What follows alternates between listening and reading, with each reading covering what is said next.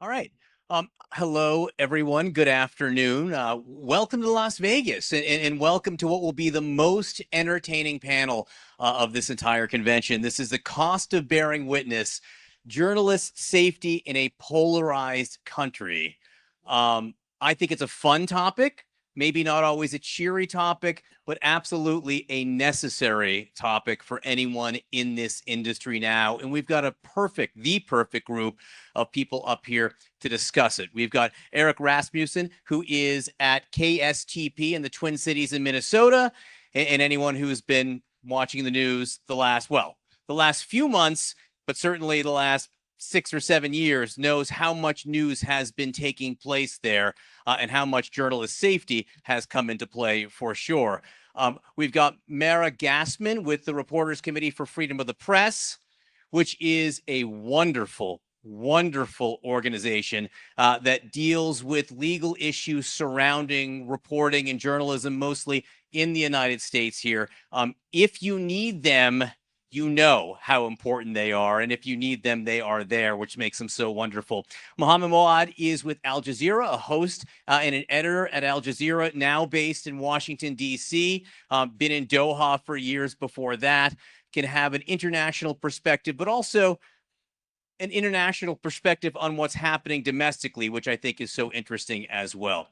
So we're just going to jump right in. I'm going to ask some questions up here. We're all going to ask questions of each other, and we're going to save plenty of time toward the end for all of you to ask questions as well. And let me just start with you, Eric, because you have been in the middle of it, literally, very recently when it comes to issues of safety, covering the ICE operations on the ground in the Twin Cities, where safety, personal safety, was of paramount importance. Just tell us what you've seen, what you've been through, and maybe show us a little bit of it. Sure, John. Thank you. I think, as you mentioned, the last several years we talked about, we've all had to revisit safety, and as an organization, but also as journalists, as reporters and photographers, think about that in different ways with the situations that have presented themselves. But as you mentioned, just this year with Operation Metro Surge,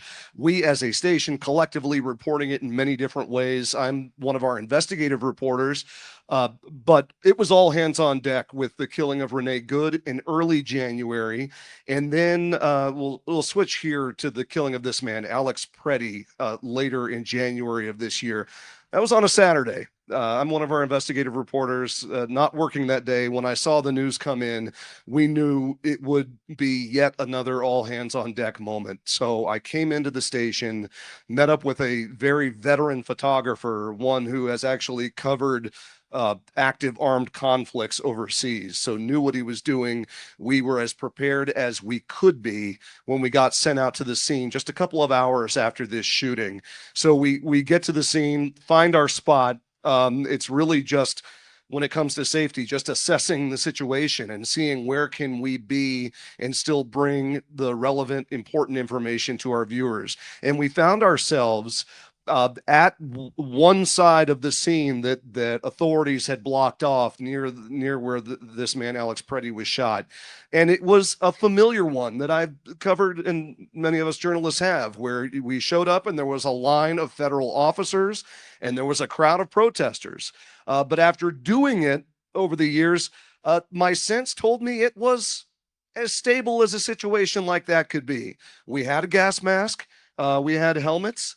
And this is where I will raise my hand and say I wasn't as prepared as I could be, because as we were getting ready to do our first live report, the director and producer is in my ear saying, "Are you ready?" And I'm looking around and got the officers here and the protesters here. I said, "Sure." And I've got the gas mask in my hand.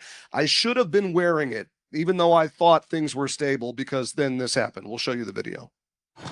Let's just listen. I can talk to you. Okay, Eric, what's happening? Releasing some tear gas. They're moving us back on the 27th. I'm sorry. We're heading back right now down Nicolette towards 28th. We just started. Moving every back. There was no warning. I got to get to safety. I'm sorry, guys. No, Okay, do so it. that is Eric Rasmussen, and you can see him walking right there. They fired that tear gas. Eric, what can A couple minutes later here. Well, guys, you can still see behind me. The smoke is pretty thick from the tear gas. I'm struggling to catch my breath here. We're on Nicollet, just past 27th over here. You can see the federal officers making their way down. Now they seem to be moving back. I'm just going to try to give you play-by-play here. We are in a small business parking lot. I'm going to step out of the way. Well, you can see it for yourself. Those officers are moving towards 28th on Nicollet now. We just tried to get to the safest spot possible. But I'm going to tell you, I don't feel great about this spot either. So we're going to try to be safe here and keep an eye on this skirmish line that they've set up as protesters are throwing the canisters back at the federal officers. A little bit of context for you here. The photojournalist Joe Caffrey and I were not far from here in 2020 when the disputes were between protesters, local and state police. But having been there in 2020, I will tell you it's a different dynamic. People here are angry, but they came to our aid when you saw things go down here a few minutes ago. Now, we've got some more tear gas coming our way, so I'm going to send it back to you right now. So that was just a snippet of our day. Before I move on, I just want to direct your attention to the bottom left of the screen where it gives the time and temperature. It also happened to be the coldest day of the year with wind chills even colder than -6. So that was rough. But I show it because photographer Joe and I did, I think, some things to keep ourselves safe and stay on the air. Preparation does pay off. Yeah, I should have had the gas mask on before I did my first live report. That probably would have helped me. But then we had it on.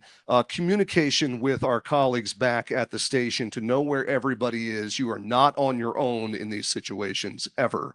And like I talked about at the beginning, know your location, know your exits, know your checkpoints. Those are all things that are important to us. And it isn't, despite maybe what, how we're viewed sometimes, it's not about trying to be a hero or get some shot that nobody else has.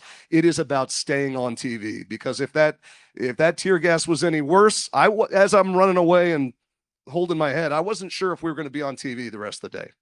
But I was thankful that we were, and we were on for about 13 hours, and it ended doing World News Tonight on ABC. So my quick takeaways before I hand off the rest of the crew here is the lessons learned for us is pick your battles, and it's something Mara might talk about to some degree. But I've been a journalist for almost 30 years. It's in my soul that if it's public property, I have a right to be there. But over the years, I have learned in other situations, just because it's public doesn't always mean it's accessible. And you do have to pick your battles. I talked about choosing safety over exclusives. We've learned over the years that if all the news folks are over there, but I think there's that great shot over there, maybe I still go over here. There is safety in numbers. And it's about bringing people the information they need, not always chasing some glory for yourself. And you see me wearing that giant highlighter yellow media credential. That does not really protect you from anything. I wanted people to know who I was, both the authorities and the protesters out there. But at the end of the day, we're not special. When I was running from that tear gas, I was running from it like everybody else who was there. Rapid fire here. When we talk about safety in this case, Eric, it was safety from whom exactly? Well, in that case, it was safety from the federal officers. One thing I noted was in that situation, the video we played you, there was a Bureau of Prisons, which I thought was interesting. And again, we're not judging here. We're just trying to establish what he was looking for and concerned about at that time. And I do think it is notable. In safety from what? What was your biggest concern at that moment? Physical safety. it was less about it was less about, hey, you can't report this, don't show that, because we've been there in other situations before. And it's also notable that I've covered unrest situations. I'd reference something like Occupy Oakland when I worked in the Bay Area. The safety we were thinking about was safety from the people who were there to protest. There were many bad actors. Less so the situation here. Okay, and then the only other thing I want to ask about, and this is unique to broadcast, and this is unique. I've been in your shoes as the reporter out there. You're with a cameraman. You're with a photojournalist there who's looking through a little hole. So how much do you have to be concerned not just about you, but with your partner there who is literally myopic in this case? No, that's a great point. I will say, in that case, Joe was looking out for me more than I could ever return to him. He is an incredible photojournalist, but you're exactly right. When I'm on air, I'm also assessing what's over here, what's behind him. Maybe less so when we were running for it, but it is, and that's where I got to the, it's a team effort that we do all have to look out for each other. And I still say it all comes down to, if he gets hurt, then we can't go on. If I'm taken out, now we're not serving anybody. So that's what's paramount. Yeah, and again, first of all, you did a terrific job, and that was a terrific support right there. But staying on the air isn't just the goal. In some ways, staying on the air is the way to stay safe too, right? Absolutely. Keep talking, as long as you keep reporting, you do have a little bit of protection, and it keeps your head in the right place. So that was phenomenal, Mohammed. So that was on the ground. That was in the moment, and I want to take this giant step back here, because I think there is a perception we like to have here in the United States that this is the safest place to be a journalist. This is the bastion of journalistic safety, and a country that stands up for and represents that very thing. But what does the rest of the world think, right? If you can speak on behalf of everyone else on planet Earth, what does the rest of the world think right now when it comes to this issue in the United States? I think the most important thing about safety now around the globe is not during the coverage. It's not separate or kind of independent events or incidents. It's about the aftermath. I mean, getting pulled into the narrative war. Being criticized or delegitimized because you are being an actor within the story. I mean, Eric, I'm sure, received the comments from some people on social media and even in the public sphere about the fact that he's doing that coverage to somehow support the protesters' narrative.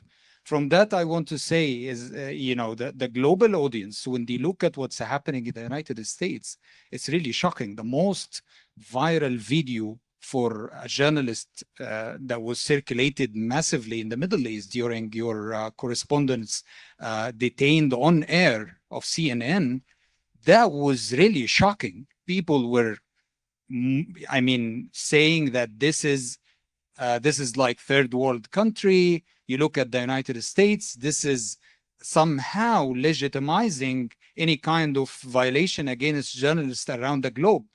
What if a dictator or a dictatorship would do such a thing for a journalist in the Middle East? That would be an outcry out there in the United States, accusing the government of violating or being violence against journalists. So I would say that it's really a dynamo effect. It has a very negative impact on the freedom of the press. The fact that the war of narratives and the polarization within the United States and even around the globe is being at a high peak right now because of the social media is really limiting our ability to do the coverage and not to worry about after that. I mean, the fact that you don't have access to a country, and if you go there uncovered, you would be accused of being part of the story or being part of the conflict cycle, like what's happening in Iran, when you deploy a correspondent to go cover there,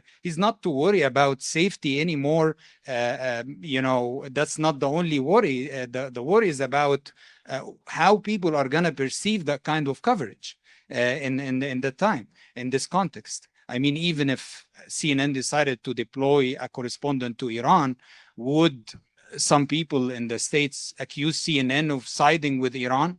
I mean, the fact that a global news network based in the Middle East is the only destination to watch extensive coverage on the Middle East is very dangerous for us, because it means that you don't get a global exposure. It means that the fact that no journalist is, international journalist is able to enter Gaza up until now, despite the calls from the journalistic community, is very dangerous for the Middle Eastern journalist, because it means that he could be easily delegitimized. He could be easily pulled into the story and being accused of being an actor within the story, within the conflict, because he is a Middle Eastern. He's part of the story somehow. He has ties in the Middle East. He might be a Palestinian who is covering the Israeli-Palestinian conflict. So it's very worrying, and it's very dangerous not to have this kind of global exposure on Middle East affairs, and as well as the fact that you get that in the United States, it's really having a negative impact in the Middle East. We'll see. All right. How's this sound? Here you go. Just one quick follow to the last point you were making. Does it compromise? In the United States, I think we like to think we have a certain moral authority to suggest how things should be done. How compromised is that moral authority now because of what is being seen mostly here in the United States? What's happening to Eric on the ground in Minneapolis? I covered Minnesota's story, by the way, for the global audience, and it was I brought in some footage from the protest and how journalists are being dealt with, and the outcry was like, this is how things are going in the United States, and this is the free world. And if you bring in that kind of image to the Middle East, the feedback would be, safety of journalists is the case all over the globe, and the United States is no exception. So the United States speaks a lot about values and freedom of the press, and you have this in your constitution. So why not accept any violation against a journalist? All journalists are sold; they are all biased, and you get that all the time. The worry is what's happening here puts our journalists at risk overseas in other situations, and that really can have a chilling effect. All right, Mara, what legal protections exist out there for us, and what resources are there? There are many, and there are many. So that is the good news. There are protections and established by courts to be able to go out and record on public sidewalks. And I'm not going to disagree with Eric, because I think as a matter of practicality in a particular situation, you as a journalist, or if you're a news director, your teams may decide that the lemon is not worth the squeeze in any given situation. Totally rational editorial choice to make. But what we at the Reporters Committee are trying to do is to make sure the law is such, and the First Amendment protections are existent, such that everyone in this room and those of you, the others of you on this stage, get to make that choice for yourselves. You do have a right to record the police from public sidewalks. You do have a right to report on public sidewalks. You don't have a right to interfere with law enforcement operations. And there can be debates in a given situation about whether an officer can do his or her work with the journalist there. Oftentimes, as John said earlier, keep recording. That's a great way to help clarify if there needs to be a record after the fact to support you if you are arrested or detained or the like. And we can go into more of the protections that exist as a matter of law. But to answer the second part of your question, John, I'll say there are resources out there. I mean, I'm guessing that many of you in this room have, inside or outside counsel that you call in the first instance. If you don't, or if there's a reason why you need extra support, the Reporters Committee does that kind of work. We are a legal services organization. We do affirmative litigation if you're, trying to get public records, but we also help find counsel and advocate on journalists' behalf if that reporter has been improperly detained, or if those proceedings have gone even further. Many of you might know the story of April Ehrlich Fonseca, who was up in Oregon, a public broadcaster who was arrested while reporting on law enforcement sweep of a park. We were involved in supporting her effort there, and the list of those kinds of instances go on. So do see us as a resource, and come up and get contact information for me afterwards if you'd like it. But the important thing is that reporters don't have a general right to break the law, but that statement can be overused to chill reporters from doing the kinds of things that you're absolutely entitled to do under the law. And if you need guidance, you talk to a lawyer beforehand. But otherwise, I would also just point to Eric's great list of in any situation, if you're going to go cover a mass demonstration, or you're going to cover a situation in which you think that there may be conflict, law enforcement, protester activity, that you may be under some threat. All of his advice was great. And I would add to that, just a very kind of mundane practical tip. We tell reporters, we do a lot of journalist trainings, you write phone numbers on your hand. If you are in a situation where your phone gets taken from you, you may want that kind of contact. We work to make sure that there are persistent points of contact with local and state and federal law enforcement agencies, so that if we learn of a journalist who's been improperly detained, we can try to reach out to that person, and news stations can do that too on a local level. And we can talk more about that, but I don't want to filibuster. So I like the idea of writing an indelible ink on your hand. If found, please call ... Mara. I will say, if you're going to get one business card here while you're here, get Mara's, just in case, because that's one that will be useful here. You touched on it briefly, what we're not allowed to do. What are the limits? What do you think reporters going into the field should know about the limitations? yeah. So I think the limitations are somewhat common sense, and it's, everything is evaluated in a legal sense from the reasonable person standard, which can be sort of frustrating because that can be debatable, but it doesn't always lend itself to black and white lines. But as a general matter, you don't want to block public roadways. You want to listen to law enforcement directives if they are trying to remove protesters from blocking a public roadway. You want to listen to that command and step to a place that like a sidewalk or the like, where you're not going to be obstructing public activity. You don't want to trespass onto private property. You may choose to do that for a story in consultation with your counsel, but just know, whether it's a computer or land, trespass laws do apply to journalists as well. So that's something that you really do want to be talking with your news director and your lawyers about before making the decision to do that. And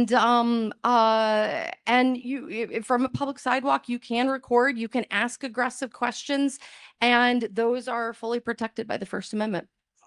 Thank goodness. Eric, to what extent do the consequences factor in to your planning to covering a story? And I'll preface this by just, when I am out there, things I don't like, and this sounds glib, but it's not meant to be. I don't like guns pointed at me. That scares the bejesus out of me. But the idea of being detained in the United States, overseas is a different story. I always feel like, sooner or later, if that's the consequence, that's one I can live with. Right. For you, how much do the consequences direct you?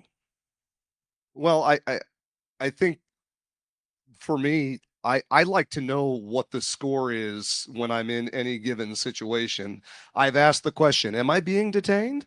And to my surprise, sometimes the officer says, "I'm not sure right now." And I said, "Well, you should probably figure that out and let me know." It happened at a courthouse. We were covering a major event. He said our camera was pointed the wrong way at something. And actually, when I asked him, "Am I being detained?" he said, "No, but your camera is." And I said, "Well, I'm going to have to call my boss about that one." The consequences matter in the sense that I hate to be a broken record, but I am a big believer that we are there to serve our viewers. And if I can't effectively do my job because of the consequences we incur, yeah, we can fight the battle. We can call Mara later and say, "Hey, this wasn't right. We need to fight this sort of after the moment." But I, even in that situation the clip we showed, I spoke to the federal officers. You're not going to the zoo. They're standing there, and I said, "Hey, we're going to be right here. Are you okay with that?" And sometimes they don't talk to you, but this guy said, "Well, I go over there." He wasn't telling me to leave. He wasn't telling me don't record. I said, "Sure, no problem." And we still got tear gas. But I think that communicating can help you prepare for what those potential consequences are. Mohammed, you alluded to this a little bit about the fact there are places now in the world where journalists can't go. Iran, CNN had a journalist in Iran briefly, but by and large, we're not getting U.S. based or Western journalists inside to cover the most important conflict in the world right now, I think, as far as the American audience is concerned. So how can you report on it safely, and how do you think you need to instruct the audience about the choices that are being made? Well, it's very difficult, and while it's very important that we're having this discussion, John, here at the NAP show, which is all about products, the visualization of content, AI, and stuff like that. I haven't seen any investment or any tool out there that help journalists be more safe. And that's a very crucial thing that we're not having right now. I mean, I haven't seen any innovation in this context. It's very important that when you deploy a journalist, you make sure that he is safe. We are an organization that lost so many colleagues in the field. They were reporting from the front line. They had been targeted and killed. And the one thing that we really regret is the fact that we haven't spent much time and effort and investment in making sure that they are safe. And by that, not giving them a helmet or a vest. This is common sense. But the fact that you weren't able to help them to map the conflict somehow with an app or with any kind of solution, that they would be able to predict the dangerous situation before their journalistic instinct encourage them to go and cover the news. As well as the fact that you're not able to really bring to the audience how difficult it is for a journalist to endure that kind of scenario of him being in the front line and covering the story. I recall Mary Colvin, the great correspondent who was killed in Syria. She did great deal of work for newspapers, and no one knew about her until we, as a journalistic community, we of course knew her. But after she died, she was killed in Syria. Her story was everywhere. I mean, why not paying attention to the fact that a journalist who is covering from the front line, I mean, needs more support in terms of logistical support to help make sure that he or she are safe out there, and awareness within. I mean, the more you talk about this topic in a context like that, or you come from CNN, you're very busy, you have a very busy schedule, you are offering this time for a very important topic, and thanks for that. It's very important. Like, I mean, talking about that every time is very important. That would give a kind of indirect, guard, if I may say, for a journalist who is covering from the front line. Thank you for that. Mary, we've talked a lot about physical safety and literal threats to life, but there are also now in this business and in this industry and reality we're in, threats to livelihood for journalists, and by that I'm talking about the defamation cases and just the very litigious nature out there. What kind of a chilling effect does that have? And again, what resources are there? How can we protect ourselves in this situation other than being good journalists, which we should always be? And that's often one of the best protections, but not always enough when it comes to defamation. Yeah, absolutely. I mean, many of you have probably followed the case out of Iowa in which the Des Moines Register, for example, has been sued not under a defamation theory, but under a fraud theory for publishing a poll, and which many of the news organizations, of your news organizations, publish all the time. And the list of defamation lawsuits has just burgeoned over recent years. Statistics have shown that libel cases are very, very much on the rise, and often by very high-profile people, either public officials or deep-pocketed people in business. And studies have shown that it very much has a chilling effect. We certainly see that at the Reporters Committee. You don't have to be, I mean, even the New York Times or other very large organizations. The Wall Street Journal was sued, and that case was just thrown out, luckily, but we'll see what happens on appeal. But these are big concerns for even deep-pocketed news organizations, to say nothing of small local ones. And so there are things that we can do. I mean, in the legal community, we are continually working to develop legal doctrines to get those cases thrown out at the absolute earliest point, because as don't probably have to tell most of you in here, oftentimes the point is not to actually prevail in the defamation lawsuit or other litigation. It's to chill, it's to deter, and it's to harass and distract you from the business that you should be doing and suck up resources. So in that vein, I'll just say the other thing you can do is, if you're one of the few states that doesn't have an anti-slap law, you should work with locals in your community, band together with other news organizations to get one, because the beauty of an anti-slap law is that it flips the normal practice in the legal community of every side pays for its own fees, and you let cases go on and on so that all the facts can come out. No, what an anti-slap law does is says, if you're going to file a harassing lawsuit to try to chill speech, including news reporting, we're going to figure that out and throw it out early. And the person who brought the suit has to pay for all the legal fees of the other side. It's extremely powerful, and it really has helped us combat the rise of frivolous litigation. In addition to state ones, though, we absolutely need a federal law. So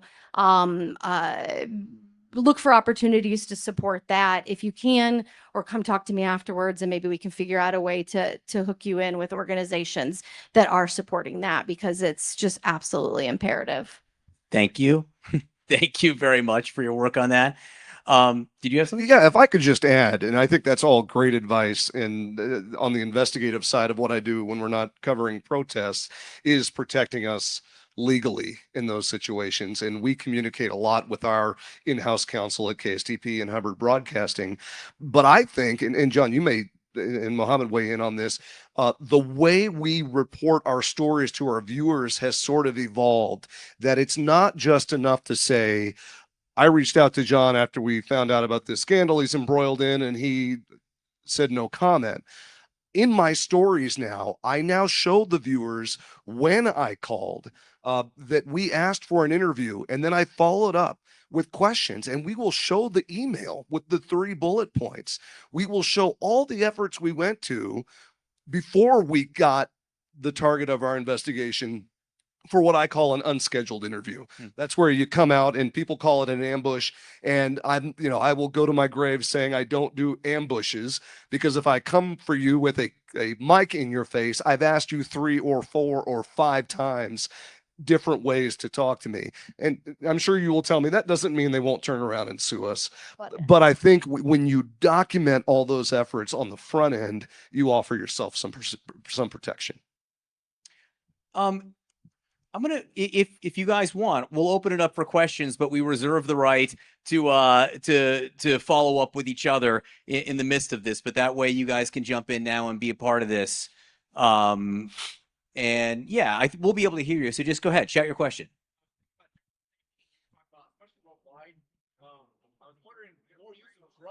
Video. Oh, I was wondering more about use for drones for the video aspect, while the journalist is actually safe. I mean, we had a disturbing situation in Minnesota where all of a sudden the federal government said no drones covering federal operations, so that sucks. But there's things we can do to fight against that. But I was wondering, if particularly internationally, I don't really know if you can use drones to cover things. Well, it's been exposing our colleagues in the field to utmost danger. I mean, it's very dangerous. You could be easily targeted if you use drone, and whatever forces on the ground, militia or a government, wouldn't like that, because they say that you're giving locations and geolocations for targets and stuff like that. So you get bullied, you get targeted if you do that. But it's very crucial and important, of course, and it gives this kind of all kind of image of what's going on the ground. We've been trying to use that. We've been using that in areas that it is permitted, but usually in conflict situation, we don't recommend our colleagues using drones, because really it exposes them to danger. It's a great question. Have you had any drone cases? We actually we just filed one, and a colleague of mine was just telling me this morning that and I wish I could remember which agency it was, the one was sued, but there was we filed a lawsuit in challenging a regulation that effectively would have prevented journalists in this community from being able to fly drones, doing exactly what you said. And then the defendants immediately folded upon filing of the lawsuit. So that was a great result. We don't anticipate that happening again, or we don't anticipate that happening every time. But we absolutely are aware that the news organizations want that technology. And even satellite, I mean, Planet Satellite was, prevented from offering imagery during the Iran war, and they stopped providing us, although we have a subscription with them. And now I'm hearing that Elon Musk is working on that to make it open for anyone who can find the imagery for Iran or anywhere else. So competition is going to make that easy for us. But really, we've been analyzing satellite imagery and been using it for conflict mapping and stuff like that. But even the satellite, which is really controlled and far away, but they've been limiting that. The governments, even the United States government, prevented Planet from continuing the service to organizations. All right, more questions. We'll wait for the mic. Oh, you have the microphone already. Great segue. First off, great panel. Quick segue to the point. Cyber warfare and cyber terrorism going after journalism was out of control at this point. I'm sure, Marek, I'd love to hear the panel, because that's a part of safety and security. Right. So if you could please, I'd love to hear your perspective. Mine personally? Or we can team up on this. I mean, I have many friends in the business. I won't name names, but entire newsrooms basically knocked offline by a cyber attack. We are under attack all the time. And I think, we get these annoying little emails at my company that say you have to go in and do this module, hover over the link before you click on it. But these are also, to your point, so critical now. But all it takes is one person who didn't do the training for 5 minutes, who clicks on it. And we are all very conscious of it.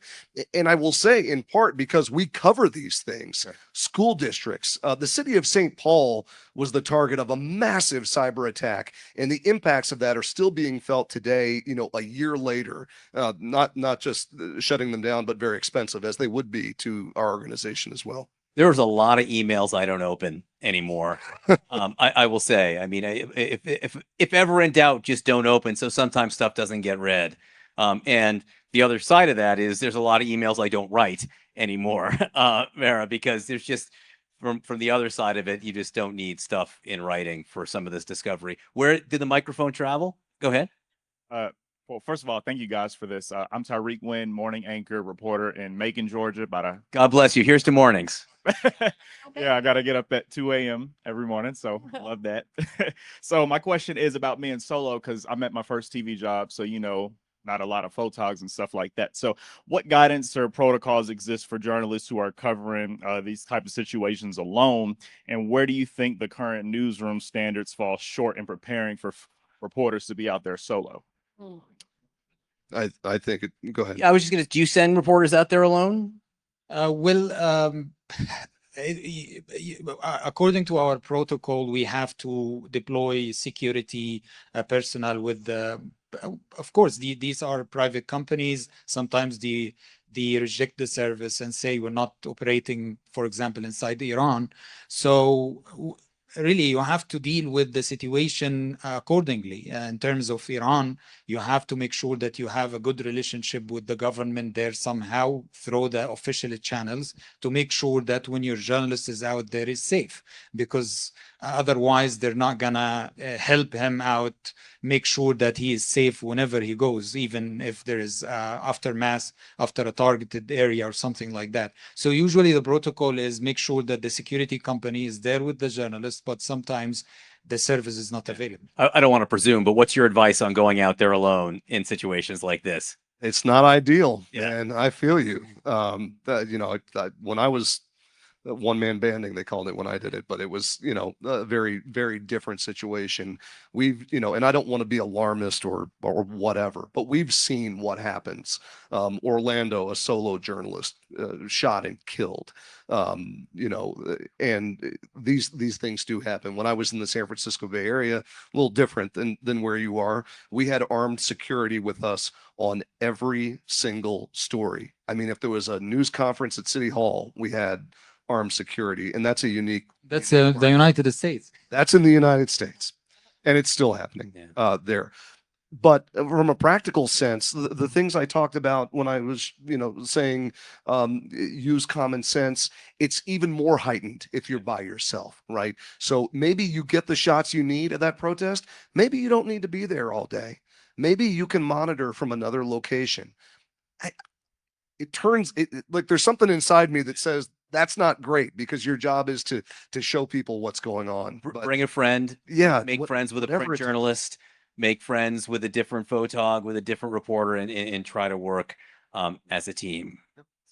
Hi. So in regards to, I think, the phrase chill that we've been talking about, Mary, you mentioned kind of what you can do after the fact if there has been some litigation fighting that, and those resources. How do you approach, maybe monitoring or preventing that chill from happening in the first place? When it's about stuff that's not being covered, is there a way to kind of, if it's through education or, what can you do before that so you don't have reporters, news anchors pulling their punches for whatever reason? Yeah, it's a great question. Some of it is what Eric talked about, which is the vetting piece of it. If you so at many news organizations, there'll be an in-house lawyer or an external lawyer, and they'll go through your piece with you. When I was in private practice, there were pieces that I would read just before they went to air, before they would run, and then there were ones where I was involved at the very outset in helping develop the investigation, particularly if there was going to be the need to to go to places that that might not be like a public street, or if there was going to be a hidden camera investigation, that sort of thing. Those are the places where you can kind of talk to a lawyer ahead of time, make some decisions together, and work as a team to keep you as safe as possible. My philosophy is we always want to help you get your story to air. That is the goal. But we want to do it in a way that's going to allow you to be able to keep telling that story. So whether that's, maybe you're going to publish a part of what you know now, allow there to be a reaction, more sources to come forward, and then you do a follow-up piece later on because you don't quite have that, like that one bit that you want in there. That doesn't mean you're folding, but it might mean that you're biding your time and doing further reporting to strengthen the piece and therefore strengthen your legal case. Because as Eric said, we have these rights and it's so important that we have them, but it doesn't do anyone any good if you're just being mired and tied up in litigation. So that's one place. And I don't mean to keep plugging my organization, but if for whatever reason you are a journalist with an organization that doesn't have legal counsel, do contact us because we actually do provide some pro bono support in that area. Even if it's not fully pro bono, we can also potentially hook you up with lawyers who do it low bono. So that's one place, is just doing that vetting, educating yourself. I teach classes, journalism classes, like media law to journalists. And so, maybe your journalist could audit a university class where that kind of thing is being taught, or have an organization like ours come in and do a training. We do trainings on defamation liability. We do trainings on safety. A lot of Eric's bullet points were the same ones that are in our PowerPoint presentations. So we do that. We do that for free. And then if I could make a quick plug, we also do trainings for law enforcement. So if you, and it's the feedback is that law enforcement agencies, federal and state, local, have been really happy to get these trainings because they're really very much from the perspective, like, we know how hard your job is. We get it. And we are not saying that we have a First Amendment right to do anything, everything, and another thing. But here are ways that you can go about doing your job, protect the reporter's right to gather the story. That's good for democracy, and it hopefully keeps you, the law enforcement agency, out of court as well. And so if you have law enforcement contacts who might be open to having a training, knowing that it's going to be geared with an understanding, a real world understanding, we do those for free and we're happy to do them. So we're in overtime now, so time for one more, maybe two if we get Grace, but go ahead. I'll be super. Oh, wait, no, right there first with the microphone. Sorry. So I'm just wondering, given the rise of fake news, there's the C2PA coalition is being utilized to authenticate digital media. It just actually won an award here. I'm not affiliated with it, by the way. And so that all digital media can be authenticated. So whether a photographer takes it or wherever, that you can say that, yes, this is real, not fake. When you're doing live journalism, has there been any talk behind the scenes of what you can do to ensure that the audience is aware that this is real, that you really are standing in Minnesota, that tear gas is real, or are we just going to have the faith, which we've always had, that what we're seeing is sincere? I think that's a great question. And it's something we're not only dealing with now, but we know we're going to be dealing with more in the future. From just little old me standpoint, you might have heard me in the clip say, hey, I'm just giving you play by play at this point. I think it's crucial. It's the whole reason we're there. It's often some of the feedback, Mohammed, you mentioned I was probably getting feedback, which is true, of people saying I was there to stir things up, or that I'm not who I say I was. And that dovetails right into your point about what's real. And I think that's why we're there on the ground doing the reporting, because just showing images maybe isn't good enough anymore. And maybe it adds some veracity, to see me, having snot coming out of my nose. I bet it felt real. I bet it was very real to you. Believe me, if I could have AI'd that to make me, look like John on camera there, I would have done it. But I think you asked a great question, and I'm here to admit I don't have a great answer right now. We're working it out. So one last very quick, do you still have a question? No, someone else. Okay. We have one last quick one. So you guys are all pretty much legacy media, larger news organizations. A lot of the skirmishes that I see and problems are with, podcasters, influencers, freelancers, etc. I'm curious, citizen journalists, what your thoughts are with regard to, let's call it that cohort and the impact that that has. Mara, I think you actually deal a lot with more independent actors. Yeah. We take a functional approach to who is a journalist. If you are working as a journalist, bringing news and information in a professional capacity, then you're eligible under most, for example, state shield laws, to have, for example, protect your confidential sources. And we as an organization will, if the circumstances are appropriate, we will do what we can to protect you as well. And so there are resources out there. But I agree. I mean, just as a kind of real world practical matter, a lot of the skirmishes and the challenges really land hard on the journalists who don't have the institutional support for them. I don't think that will change anytime soon, but knowing your resources like us, like maybe like a state bar association, state press associations and state broadcasters associations, NAB has lawyers that support journalists. Tapping into those resources, I think is the best or is a good thing to do. Let me just thank Mohammed, Mara, and Eric for sharing all of your knowledge and all of your experiences.